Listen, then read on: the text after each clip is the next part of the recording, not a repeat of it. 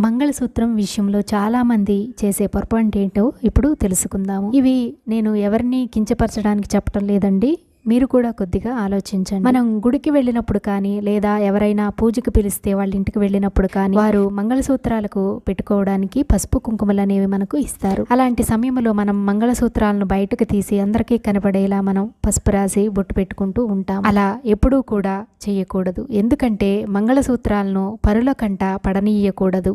ఎందుకంటే కొందరి కంటి చూపు అనేది మంచిది కాదు, దానివల్ల ఏమైనా సరే జరగవచ్చు. స్త్రీ యొక్క సౌభాగ్యము అలాగే భర్త యొక్క ఆయుష్ ఆ మంగళసూత్రాల్లోనే దాగి ఉంటుంది. అందువల్ల సూత్రాలకు చాటు అనేది ఉంచుకొని మనం కుంకుమను అలంకరించుకోవాలి.